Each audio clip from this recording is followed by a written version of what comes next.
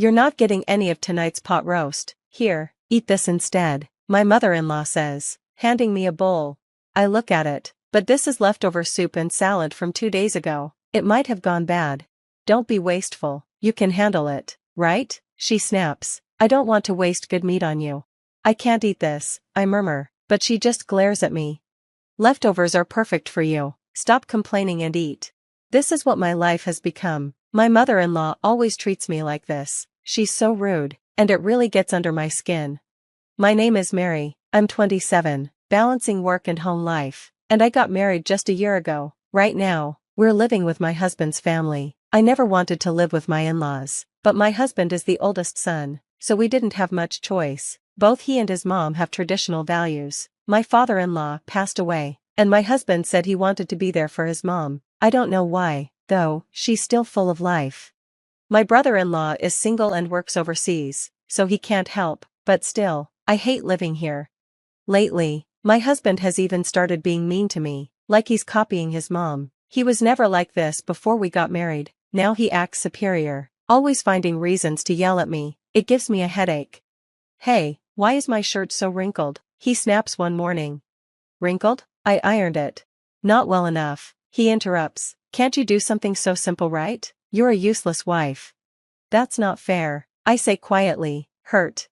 "Are you talking back to me?" he sneers. "Your face is as wrinkled as this shirt. Seriously, you look older than you are. It's such a turn-off." I stand there, stunned, wondering what happened to the man I married. Before we got married, my husband used to call me adorable and treated me like a princess. Now, he insults my parents and laughs about it. I don't understand why he's become so cruel. I'm not wrinkled like he says. Ironically, he's the one who's starting to bald, and sometimes I catch myself wishing he'd just go completely bald one day. Our marriage is still new, but I'm already worried about the future. Sometimes, I even think about divorce. I feel exhausted every day. After work, I come home and do all the house chores, leaving me feeling like I'll collapse. My mother-in-law doesn't help at all. She just spends her day sitting in front of the TV, with crumbs all over the floor that I have to clean up. I wish she'd at least use a plate. One evening after dinner, my mother-in-law suddenly brought up an idea. "Hey, let's all go to a spa resort for the new year." "Oh, that sounds great," my husband replied enthusiastically. "I'll make the reservation first thing tomorrow." They both seemed so happy about it. Honestly, I didn't want to go anywhere with them, but I did love spa resorts. This one had recently been on TV, so despite everything, I was excited about going. After that, my mother-in-law mentioned something else. She looked at me and said, "We only have a small car, so I was hoping we could borrow your family's minivan. That way, we can bring plenty of luggage." I agreed to ask my dad. He has both a minivan and a small car. He usually drives the smaller car and uses the minivan for camping trips. When I called him, he was happy to lend it to us. With that, we prepared for the New Year trip. I was incredibly busy with year-end cleaning. As usual, while my mother-in-law barely moved from the sofa, she just laid there, watching TV all day.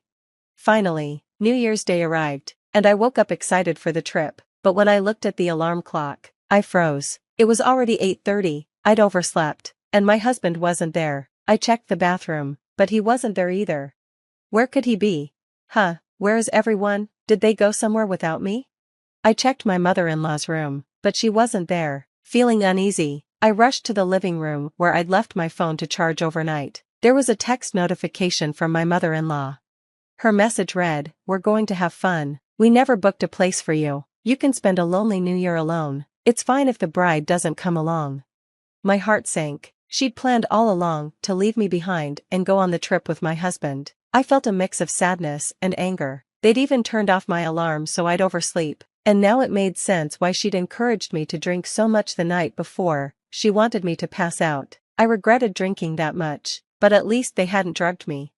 Even though I was furious, I realized getting angry wouldn't change anything. I decided to make the best of my time alone. I thought about going to my parents' house, but they were away on a plane trip, so there was no point. Instead, I ordered pizza and spent New Year's alone. When my mother-in-law and husband returned from their trip, they looked so happy. "It was amazing, the best time ever. I want to go again, without you." "Of course, Mary," my mother-in-law said with a grin. Then she handed me a small package. "Here, this is your souvenir." I looked at it, wondering what it could possibly be. It's a stone I found lying around. It suits you perfectly. Oh, is that so? I replied, trying to hide my frustration. I couldn't help but think that my mother-in-law was being extremely spiteful. Frustrated, I decided to return the minivan to my parents' house, hoping they'd be home by now. When I arrived, my father came out to greet me. "Did you enjoy the spa resort? That famous spa should have been quite satisfying," he said. "I didn't go, because I'm the bride," I replied, a bit bitterly. My mother-in-law told me it was fine if the bride didn't come. I woke up, and they were already gone. "What?" he exclaimed. After that, my father began doing something I hadn't expected. He had me sit in the passenger seat of the minivan and started driving us back to my in-laws' house. As I glanced at him, I could see he was angry, and that surprised me. My father is usually so calm, but any dad would be upset if his daughter were treated that way. When we arrived, my father stormed into my in-laws' house holding something in his hand. My mother-in-law came out. "Oh, hello, and Happy New Year. Sorry for borrowing your minivan," she greeted us with a fake smile. "Happy New Year," my father replied. "Speaking of which, you left our daughter behind, didn't you?" "No, Mary said she had a fever and couldn't go, so we reluctantly had to leave her behind. I even offered to take care of her." My mother-in-law lied smoothly, a smirk on her face. She'd definitely never said anything like that, and I wasn't even sick. I couldn't believe she'd lie so openly. I started to wonder if something was wrong with her. "Oh, really?" my father responded coolly, "but our daughter told us she received a text saying, 'It's fine if the bride doesn't come.'" "Did I say that? I don't remember," she replied, shrugging. "Yes, you did. Look at this text," I said, showing her the message on my phone. Still, she insisted she was innocent, even after being shown the proof. I was honestly shocked at how shamelessly she could deny it. In a strange way, her persistence was almost impressive. "You're still saying that, huh?" my father said, glaring at her. "You're truly a sad person. Oh, by the way, can I charge you for cleaning the car's interior?" "What? Why?" she asked, startled. "Because you dirted it, with a married man, no less. What a filthy, disgusting scene." What are you talking about?" my mother-in-law stammered. "This, right here," my father said, holding up a device, captured by this dual camera. What my father had in his hand was a dash cam. This model has dual cameras, so it records not only the outside of the car but also the inside. The benefit of recording the interior is that it can provide proof of safe driving. My mother-in-law, not knowing much about cars or car accessories, probably didn't realize this was a dual camera, but that still didn't explain what she was doing with a married man in the first place. I regretted watching the footage my father played back for us. There were images of my mother-in-law in an inappropriate posture with an unknown man. Even though my father-in-law is no longer with us, it's beyond outrageous to be doing something like that with a married man, and in the family car, no less. "This happened on the exact day you borrowed the car," my father said in disgust. "How shameful." Wait, this doesn't mean we were doing anything inappropriate. It's not perverted or anything." My mother-in-law was panicking, stumbling over her words as tears welled up in her eyes. She was on the verge of breaking down. I'll admit, I felt a bit of satisfaction watching her unravel. After all the times she tormented me, I couldn't bring myself to feel sympathy. She deserved this.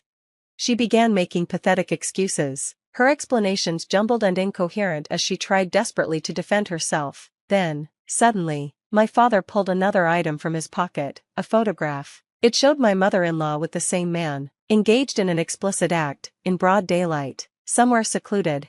My father looked her in the eye. "You wouldn't have seen these, had you not been so cruel to my dear Mary. Why do you have that picture?" "Because I'm a detective, remember?" my father replied. "Oh, do you recall now?" I'd been telling her all along that my father was a detective, which explained why he had such a photograph. Coincidentally, the wife of the married man in the picture had hired him to investigate an affair. "It turns out the wife of this man hired me to investigate her husband's affair," my father explained. "I was surprised to discover you were the other woman. I was going to inform her next week, but I didn't expect to have to show you this so soon." "Huh? No, I'm innocent. I was just forced into an unpleasant situation. I am not at fault. Please, don't tell his wife," she pleaded. "Oh, it was against your will, was it? You seem to be enjoying yourself. We also have video footage of you whispering sweet words to the man. Do Do you want to see it? Uh, uh. I'm sorry, she stammered. My mother-in-law collapsed to her knees and burst into tears. I watched her pitiful display with a cold glare. Sensing the tension, my husband arrived. I'd run out of patience with him, too, and proposed a divorce. I've had enough. I want to end this. Let's get divorced. What? He said, looking shocked. I'll go crazy if I stay in this horrible family any longer, so, I'm leaving. Hold on, what will happen to our living expenses if you leave? Huh? What do you mean? I was fired a while ago, he admitted.